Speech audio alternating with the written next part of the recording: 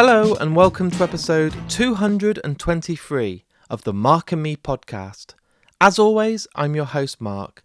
Now joining me on today's episode is the WWE superstar Sheamus. I didn't actually tease this interview because it came out of the blue. Just before the UK pay-per-view Clash at the Castle, which is in Cardiff, I was lucky enough to catch up with Sheamus to discuss this. We go into great detail about his career to date and talk a lot about music, and that interview will be coming up in just a couple of moments' time. I always like to use the intro of each and every episode of Mark and Me to touch base and talk about my last episode. On episode 222, I was joined by Jarrett Ambo. This, for me, was the first guest within a true crime subject matter, and I was so lucky enough to sit down and talk in great detail about I Just Killed My Dad, the Netflix documentary. And this interview for me was a whole new chapter, a whole new way for Mark and Me, and the response was incredible, so thank you so much to everyone that tuned in. But today is all about WWE wrestling, so let's get straight to the interview with me and Sheamus. So here's me and Sheamus talking all things WWE. Thank you so much for joining me on the Mark and Me podcast. Yeah, no, my pleasure, man. What I want to do with all the guests that I have on Mark and Me is I like to take it right back to the early days, and I want to know about when you were growing up. Did you know at a very young age that you wanted to get into this world of wrestling, or was it something else that you wanted to pursue at that age? I mean, it just depends how far you want to go back. You know, let's go back to the real kid age when you're like growing up at school. Well, there was two things there. There was definitely did love WWE. Actually, I fell in love with WWE before I fell in love with soccer or football. Jesus, I shouldn't say soccer. I'm too long. Soccer? What are you doing? Too long on the other side of the pond. But all over there, I think I'm talking about the NFL. But no, I definitely fell in love with WWE before football. You know, every Saturday morning, my grandaunt, I watch it on Sky One. I fell in love with Macho Man Randy Savage. Just thought he was an unbelievable character. Him, Rick Rude, Mr. Perfect. I actually much preferred the villains until Ultimate Warrior came along, and then he was definitely my favorite as a kid. He's just so much energy, so much charisma. But yeah, I loved it, mate. And you know, every kid dreams of you know what they see on TV and what they gravitate towards. So WWE was definitely something that I had aspirations to do and follow as a kid, you know. Did it ever really feel like it could be a reality? Because every kid has all the figures, has all the toys and dreams to be a wrestler. But at what point did you actually think to yourself, this isn't just a dream, this could actually become real? I mean, definitely wanted. I think everybody in my school did. Like everyone was to do it. It just, you know, everyone's dream is there until someone tells, you know, sometimes adults tell you like, oh, well, that's a, you know, unattainable dream, or that's not realistic. I think that's sometimes a problem, you know what I mean, with a lot of adults telling kids like, oh, that's just a ridiculous dream or a pipe dream. So yeah, I just kind of got away from it for a little bit. I think I think we lost Sky in Ireland, cable link during the 90s, so I kind of cut a couple of tapes here and there. But it really came back to me when I was in my 20s. I thought to myself, I was just doing this job, and I was like, I was in IT and didn't really love it. It was just, to me, it was just a job, way to make money. Yeah. And I just realized that like I had one shot at doing this if I wanted to do it. And I met Bret Hart at a nightclub in Dublin where I was working called Lily's Bordello. They came in with WWA, which was a promotion that opened up briefly after WCW folded. So a lot of guys didn't go to WWE during that invasion angle. They went there. Yeah. It was cool. And he just gave me a lot of it. I talked to him, and he was telling me that the goal is very much possible, attainable, and had a very different look. And yeah, I gave it a shot, and a couple of bumps in the road, but I stayed the course, and I knew this is what I wanted to do. And I knew if I failed, at least I could, you know, at least I'd fail knowing that I gave it a shot. You know what I mean? I think that, you know, that was a good thing for me. Like I wasn't really, you know, I don't think anyone should be ever afraid of failing. I think you should just give it a go, you know, and at least, you know, the rest of your life that you've given something a shot, and if it didn't work out, it didn't work out. But you know, you don't want to look back and regret, man. Like think, oh man, I should have done that. You know, I should have given that a shot. Who knows what would have happened? I'm a perfect example of that. You know, it's not always going to work out, but at least you know that if you give it a shot, then you can't look back and regret. Well, at least you can say you Don't look back, tried. don't look And fucking angry, you know what I mean? I wasted style, you know what I'm saying? in the words of Noel Gallagher. But what I really picked up on then as well is you said that some people who are going to say to you, like kind of grow up, get a real job, or stop dreaming. I think every What is parent's a, nightmare. what is a real job? Do you know what I mean? Like, Yeah, I feel like that's very much ingrained. I don't know if it's ingrained. I think that's just an Irish culture, but I feel it's ingrained everywhere, you know, like there's nothing wrong with following your dreams. As kids are huge dreamers, and I think that's very important to kind of like, you know, to encourage kids and stuff to follow their dreams as they grow older. That's one of the biggest problems is knockbacks, you know, and it's probably caused a lot of you know, kids growing up to be whatever they wanted to be or whatever they dreamed to be. I think what's a shame as well is like I have a lot of people on the podcast that are actors or in bands, and I speak to a lot of famous people that have toured all over the world. But they always said their parents were like, "Look, you need to get a real job. Real This job, probably yeah. isn't going to work out." And were your family supportive, or were they like, "Look, son, seriously, like this isn't going to happen"? Yeah, well, they were like, listen. I mean, at that stage, when I was in my twenties. I was already, you know, I was already doing my own thing, and I mean, what they were kind of like a little taken back. I mean, my dad didn't know what was going on, like, but my dad knew it was his fault because he brought home the videotapes of WrestleMania 1 because we were out in the sticks, we were out in County Meath and Dunboyne at the time for a brief period. We left Dublin for a very, very brief period. I went out to County Meath, Dunboyne, and he brought the tapes home because we only had like RT1 and RT2. We didn't even Yeah, have UK channels. So I was watching them on all the lads in the neighborhood, so many kids, you know, because the whole area of just young families. So all the kids would be in the front room. Granny be coming in, they'd be throwing lemonade or cadet red lemonade and biscuits and bleeding jammy Dodgers and stuff. And then we'd be all watching WrestleMania, which was on two VHS tapes at the time, you know. So yes, my dad's fault. So what could he say, you know? Because I just kept telling him, like, you created this, you know, you brought that VHS. If you hadn't brought that tape home, those tapes home, you know, I wouldn't have known nothing about WWE at the time, you know. just So just think where you'd be in IT right now if it wasn't for your dad. oh yeah, my God. My God. I remember growing up on the video cassettes, we had to always borrow them off people and put like a bit of tape over it so we could copy them onto another cassette. That's the only way we could watch SummerSlam and all these old tapes.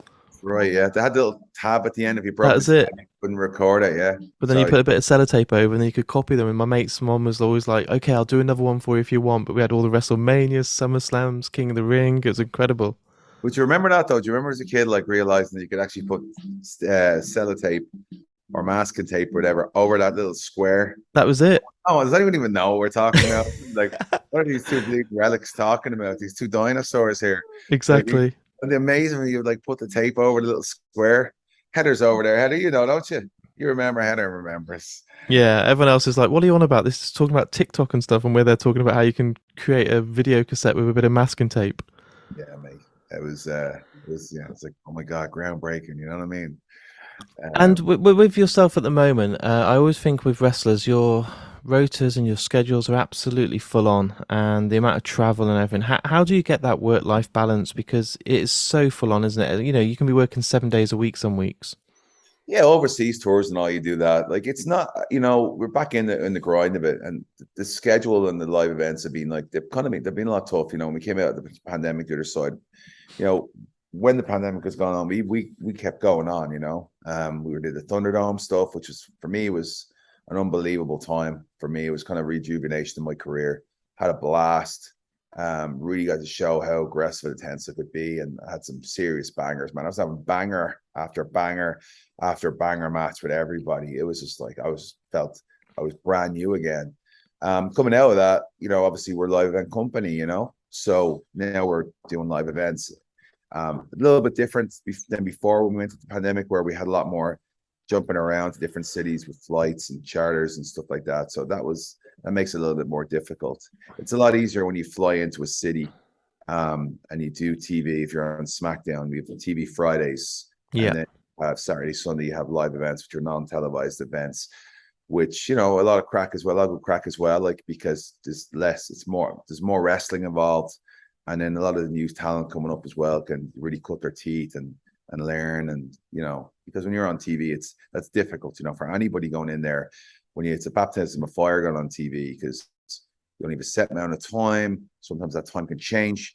it's very intense for new talent going in there, and live events help help the talent really get on their feet and relax and enjoy and find stuff out about themselves in front of a crowd that they wouldn't really have known before. You know what I mean? Especially TV, because even for me, 13 years in this business, on TV, not just in this business, 13 years on TV with WWE. Sometimes you go out there and you have maybe you have a 6 or 7 minute segment, and all of a sudden someone else's time has gone over or whatever. Now you have 4 minutes, so you're losing time. So the easy thing is to do in front of the crowd is to rush. But that's not what you want to do. It's the last thing you want to do. But it's very hard because your adrenaline's going. There's a live crowd. There's TV cameras in front of you. Do you know what I mean? You're going out live across the world. And now, you tell you a little bit more time. I know all that's cut. And it can just, go downhill from there. Like in the beginning, Ridge and Butch, two lads who, definitely taken under me wing and who are awesome lads and great reps of the UK here. But I know Ridge and Butch definitely in the beginning, they were so unlucky with the time that they were given. Yeah. It was really difficult for them, to get in there and do that. So especially just the way they were, it happened at the very beginning, them coming up on the roster. And at the moment, we're only 48 hours away from Clash at the Castle, which still is unbelievable. The fact that we've now finally got this kind of pay-per-view in the UK. I didn't ever think it was going to happen. I always kept seeing rumours, and every year someone says, WWE are going to do something at Wembley or at Cardiff. And how does it actually feel now that you're sitting here ready to actually have this event in the UK, finally? I think it's phenomenal, man. I think it's great. I think it's I think the Saudi thing showed that early pay-per-views in the US we're okay, so on a Friday at 2:00, I think, I could be wrong in time and specifics, but all that stuff coming down, US audience, we have to watch it at 2:00. Now it showed that fans are going to watch regardless, you know what I mean? And, so we're not so much worried or tied into having the 7 p.m. live starts in the US. We're a global company, man. You know what I mean? We're no longer just tied to the United States. And I'm actually surprised it's taken so long to get to have this event. But I think this is going to be the first of many. It's going to be a massive success. 1992 was the last time we had an outdoor event like this, SummerSlam 92. Yeah. There, coincidentally, the main event of that match was for the Intercontinental Championship, which will be me and Gunther, which to me is the main event. That is it. That should be the last show of the night. Absolutely, fella. Absolutely. People are coming to me all the time saying this should be the main event of Clash at the Castle. This is going to be a banger. This is going to be nothing like it. Once in a lifetime. Once in a lifetime, man. Stops. You know what I'm saying? I'm already pumped about this. It's the one title that I haven't held in my 13-year career. The Intercontinental Championship will come Saturday. I'll be taking that home. Gunter doesn't stand a bleeding chance. I'll be going across the pond back to Dublin with the family, going on an open top bus, meeting Michael D. Higgins. There we go. It'll be a big else shindig. There'll be a celebration. You know what I mean? So it's going to be incredible. I'll be going to drag Gunter down into the belly of the Red Dragon, and we're going to steal the show, man. No doubt. It's going to be amazing. They've already said that the crowds expected for your celebration is going to be like when the Beatles used to be here. So that's what they're saying. It's on that kind of level of incredible. Yeah, that's what I'm hearing. It's going to be like like the open top bus for the Ireland team when they came back from Euro '88 after beating England 1-0. Oh, you have to get that in, don't you? Our football team don't have too many great memorable wins, but that was. I'm glad you're saying football and not soccer. Well, I've learned my lesson already in this short time. Exactly. And my final question, I ask this to everyone that comes on the podcast. What I do to try and make it as original as I can is the guest gets to choose a piece of music that's played at the very end of the podcast. So I'm putting you on the spot, but it can be one band, one song, or a piece of music that you absolutely adore, but it's something that's personal to you, but you have only literally a minute to decide what it's going to be. I already know what it is. But the funny thing is, I was just talking, listen to your voice there. There's an app called Calm. You know Calm, right? You know Calm, the app? This app Calm basically is these people who got real soft voices. You're lying there and the phone's on the side of your head. Right, yeah. And it helps you get to sleep. I'm putting you in, man. Send your CV over, bro. I'm going to send it into Calm. You're gonna send so many people, insomnia, the whole Is thing. that a good thing? Like, I interviewed Sheamus today and he said my Very voice could send relaxing. many people to sleep. No, I mean it's very relaxing. You know what I Yeah. mean? I'm also seriously jet lagged right now, so that could also, be a thing. But yeah, it's Mark and me, great at putting you to sleep. It doesn't really have a great ring to it. helping you put you to sleep. You know So what I mean? what's your song choice then? One of my favorite songs ever is "Hunger Strike" by Temple of the Dog. Oh, I could, nice. I could listen to that song over and over again, which I have actually after a few pints. It's Yeah. wrecked the missus head. But yeah, "Hunger Strike" by Temple of the Dog. Huge grunge fan growing up. 90s, obviously Soundgarden, Pearl Jam, Nirvana. Pearl Jam are one of my favorite bands of all time. That's So another Interstate's Love Song is one of my favorite songs from Stone Temple I wasn't Pilots. expecting you to say Temple of the Dog. Every time I talk about that band, I have to explain what it's members of Soundgarden and Pearl Jam, and I have to Yeah, talk about it all. But amazing. I actually have an LP of the single. It's super hard to get. Another band I love is Fate No More. I spent the last couple of months trying to track down because I have like a record player. I went back to vinyl, which the fact you started talking about grunge and Faith No More, I had tickets to see, but they've cancelled their UK tour. why? Mike's not good. Mike's in a bad way. Mike Patton has got a lot of mental issues at the moment, so he's suffering from depression. So at the moment, he's taking time out. I love that band. Midlife Crisis is one of my favorite songs. Epic. But I spent funny story is so having have a record player, and every time I went in, I wanted to get Angel Dust, the album, Incredible album. because it had The Real Thing. I think it was called The Real Thing, right? I'm just with a hazy today, the one before. But I was trying to get it everywhere. Went on eBay, went to record stores all over the States, like looking for it secondhand. Couldn't find this album. It's the only album really that I wanted left. So I got to some town and I just like decided to call a record store, the first one, to see if they had it. And your man goes, yeah, we just have one. Strange enough, it just came in. Wow. I got back in the car. I don't even think I even finished breakfast. Straight over, picked it up. So the last piece on my vinyl collection of Fate No More, Angel Dust. It's a reissue, but still in the plastic. Still looks great, and it's the crown jewel of my. I did the same. So I'm a huge Pearl Jam fan, and they have certain albums that are really hard to get hold of on vinyl, as you probably know.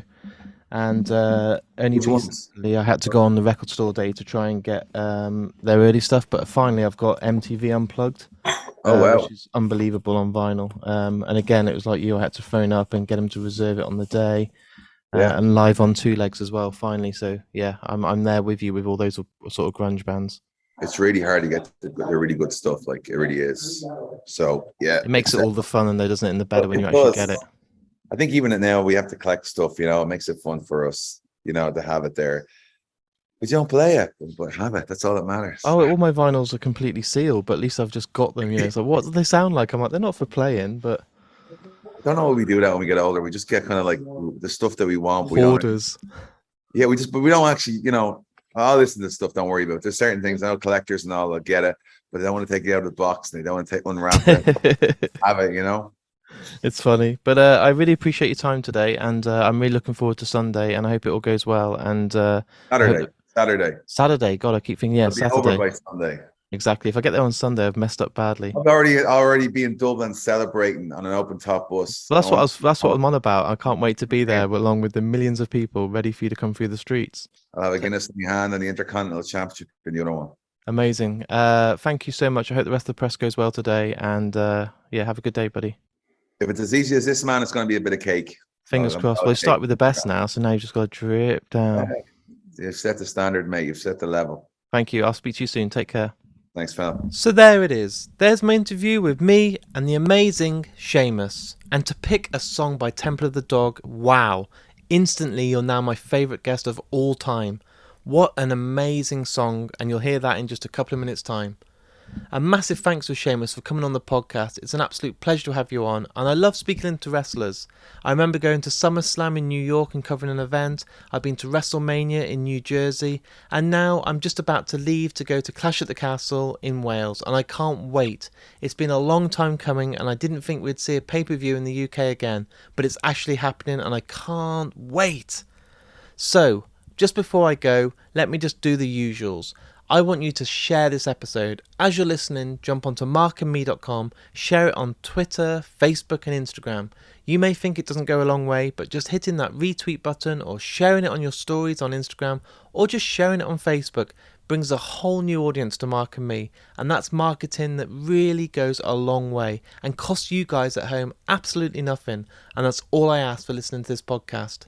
But if you've really enjoyed today's interview, please join up on my Patreon page. There's a link on markandme.com, and every penny that you invest into Mark and Me via Patreon goes right back into the podcast. Allows me to travel the country, do these shows, do these interviews, and give you guys more podcasts back at home. And thanks to my amazing friends at Richer Sounds, there's some incredible prizes each and every month to say thank you for supporting me. I'll be back in only a few days' time with a huge episode. For horror fans, it's going to be absolutely massive and I can't wait. But until then, look after yourself, take care, watch some amazing wrestling, and I'll speak to you all very soon.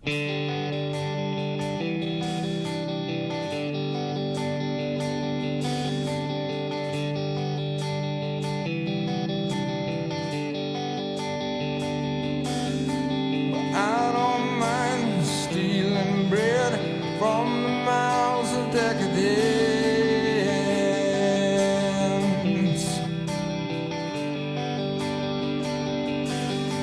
but I can't feed all the powerless when my cup's already overfilled. Yeah, but it's on the table, the fire's cooking. And the farming babies with slaves are working. The blood is on the table and the mouths are choking. But I'm going hungry. I don't mind stealing bread from the mouths of decadence.